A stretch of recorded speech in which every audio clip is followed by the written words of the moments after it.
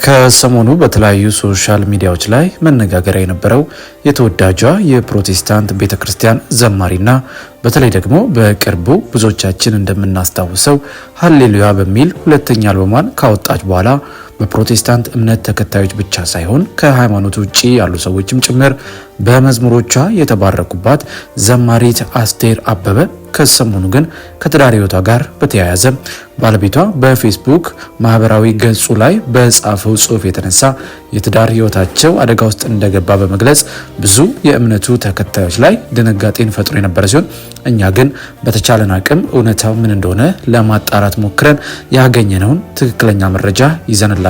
ታደምጣላችሁ።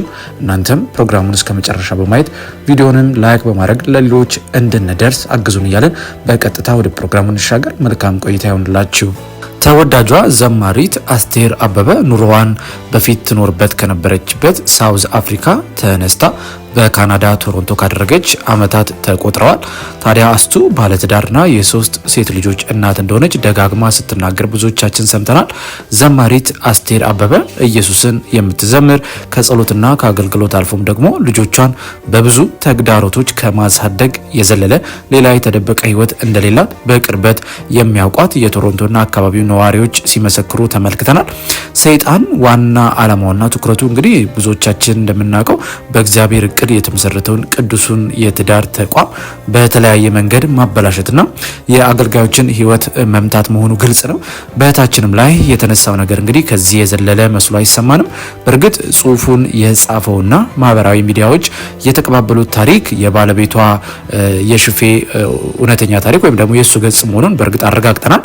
በርካቶች አገልግሎቷን ለመምታት ሆም ተብሎ በእርሱ ስም የተከፈተ የተሳሳተ አካውንት ሊሆን ይችላል የሚሉ ሀሳቦችን አይተናል። እኛም እሱ በራሱ የግል ፌስቡክ ገጹ ላይ ጻፉን ጽሑፍ ያላካተትንበት ምክንያት ወይም ደግሞ ቀደም ብለን ፕሮግራም ያልሰራንበትን ምክንያት የሱ ላይሆን ይችላል በሚል ነበር። ነገር ግን እንዳረጋግጥ ነው አካውንቱ የሱ ነው። በጽሑፉ የተገለጸው ነገር ግን ሰይጣናዊና ከእውነት የራቀ አብዛኞቹንም የቶሮንቶ ነዋሪ ያሳዘነ ጽሑፍ መሆኑን ሰምተናል። እንዳረጋግጥ ነው ወይም ደግሞ መረጃዎችን ለማጣራት እንደሞከር ነው ባለቤቷ እንግዲህ ያው የከባድ የቅናት መንፈስ ያለበት እንድታገለግል የማይፈልግ ቤት እንደዚሁም ደግሞ ብቻዋን ሆና ልጆች እንድታሳደግ የሚፈልግ ሰው ነው የሚል ምላሾችን ያገኘ ነው። ለአገልግሎት አንድ ከተማ ደርሳ ስትመለስ ቤቱን እየጣለ የሚወጣ እንደፈለገ እየቆየ ዳግም በይቅርታ ሲመለስ የነበረ ሰው ነው የሚሉት ምንጮቻችን፣ እርሷ ግን ለይቅርታ ልቧ ሰፊ ስለሆነ በተደጋጋሚ ይህን ትዳር ለመታደግ በይቅርታ ስትቀበለው ነበረ። ይህን ደግሞ እውነት ሊያረጋግጥልን የቻለውም አንዱ ምክንያት ቶሮንቶ በሚገኘው የኢትዮጵያ ኢቫንጀሊካል ቤተክርስቲያን ተገኝቶ ከልክ በላይ እንደበደላት ተናግሮ መድረክ ላይ በብዙ ሕዝብ ፊት ይቅርታ መጠየቁን በስፍራው የነበሩ ይመሰክራሉ። ይህ ሰው እንግዲህ አሁንም በድጋሚ ቤቱን ጥሎ ወጥቶ ባለበት ስፍራ ሆኖ ነው ይህን ጽሑፍ የጻፈው።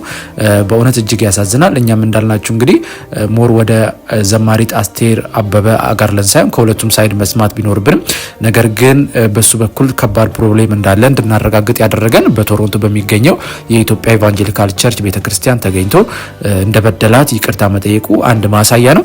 አስቱ በዚህ ሁሉ ፈተና ውስጥ ታዲያ ብቻዋን ከጌታ ጋር የካናዳን ሕይወት እየተጋፈጠች ልጆቿን እያሳደገች አልፎም ለሕዝብ በረከት እየሆነች ያለች ለብዙዎች ተምሳሌት የምትሆን ውድ እህታችንና ከልጆቿ መካከል ደግሞ እሷም ስትናገር እንደሰማ ነው አንድ ሴት ልጇ የኦቲዝም ተጠቂ እንደነበረች ለአገልግሎቷ ከባድ ቻሌንጅ ይገጥማት እንደነበረ ስትናገር በዛ ሁሉ ውስጥ ሆና ግን የእግዚአብሔርን የሰማችውን ድምፅ ለምእመኑ ወይም ደግሞ ወንጌል እንዲደርሳቸው ለሚያስፈልጉ ሰዎች በተቻላት አቅም ስታደርስ የቆየች ጠንካራ የእግዚአብሔር ሴት ናት። ስለዚህ ታዲያ አሁን ግን ከኢየሱስ እግር ስር እንደማትጠፋ የሚያሳዩ የመዝሙር መልእክቶቿ ከተለቀቁ በኋላ ይህን ሀሳብ እንግዲህ ሰይጣን ከህዝብ ውስጥ ሊወስድ በተለየ ወጥመድ ሊያጠምዳት የተዘጋጀ ይመስላል። ስለዚህ ግን ብዙዎቻችን አሁንም ለዚህ ትዳር መጸለይ ይኖርብናል። እንደሚታየው ግን እንደ ሶሻል ሚዲያ ላይ እንጸልይ ሳይሆን በውስጣችን ለዚች መልካም ሴት ለብዙዎች ወንጌል እንዲደርስ ያደረገች ዘማሪት ስለሆነች በጸሎት መትካት ይኖርብናል። ወንድማችንም የቤቱ መሪ፣ የሚስት ራስ፣ የልጆች አባት እንደመሆኑ መጠን እንደ ታላቅና ባለ አእምሮ ሰው አስቱን አስቀምጦ በትህትና በማውራት ይህን ትዳር ለማዳን መሞከር የተሻለ መስሎ ይሰማናል። ቢኮዝ በአደባባይ ላይ የወጣ ገመና የወጣ ትዳር አስታርቁኝ የሚል መልእክት ማንም ሲታረቅ ሰምተን አናቅም፣ ወይም ብዙዎቻችን አላየንም። ይፋ የሚወጡ ትዳሮች እንደውም በመሀላቸው ንፋስ የመግባት እድሉ ከፍተኛ ነው። ምክንያቱም የሰይጣን ዋና ስራውም ይሄ ነው።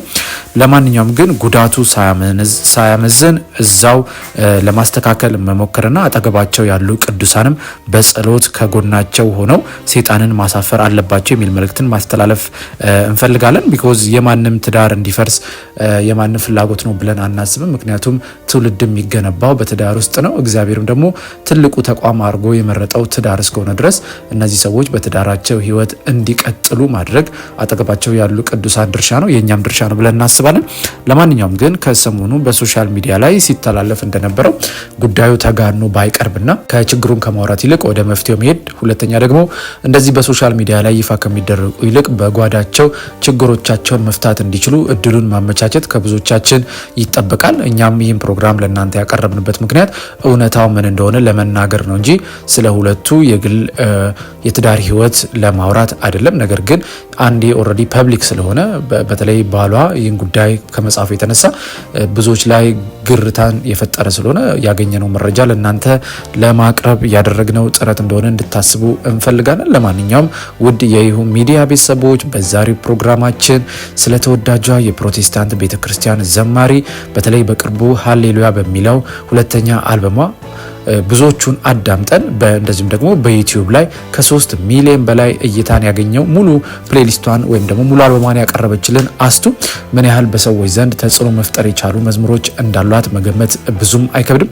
ለማንኛውም ግን የትዳር ህይወቷም ተስተካክሎ እግዚአብሔር ደግሞ የተነሳባት ያለውን አሉባልታ ማስቀርቶ በሌላ ሶስተኛ አልበም ደግሞ በቅርቡ እንደምናያት እንደዚሁም ደግሞ እየሰማን እንዳለንም ወደ ሀገሯ ኢትዮጵያ መጥታ አስደናቂ የመዝሙር ኮንሰርቶቿን አቅርባ ብዙ ነፍሳት ወደ ጌታ እንደሚመጡም እናምናለን። ለማንኛውም ግን ሁሉም ችግር ተስተካክሎ በድጋሚ እንደምንገናኝ እናስባለን። በዚህ ጉዳይ ላይ ተያይዞ ከዘማሪት አስቴር አበበ የሚወጡ አዳዲስ ሀሳቦች አዳዲስ መረጃዎች ካሉ ለእናንተ የምናቀርብ መሆኑን እየገለጽን እናንተም በፕሮግራማችን ላይ ያላችሁን ማንኛውንም አስተያየት ልሰጡ እንደምትችሉ እየጠቆምን በዚሁ አጋጣሚ አምናችሁና ፈቅዳችሁ ቻናላችንን ከ8600 በላይ ሰብስክራይበር እንድንደርስ ስላገዛችን ምስጋናችን ላቅ ያለ ነው። በሚቀጥለው እናንተ ብትሰሙት ብታውቋቸው ባልናቸው አዳዲስ መረጃዎች እስከምንገናኝ ሰላም፣ ፍቅር፣ ጤና ለሁላችሁም እየተመኘን በዚሁ ተሰናበትን። መልካም ጊዜ ይሆንላችሁ።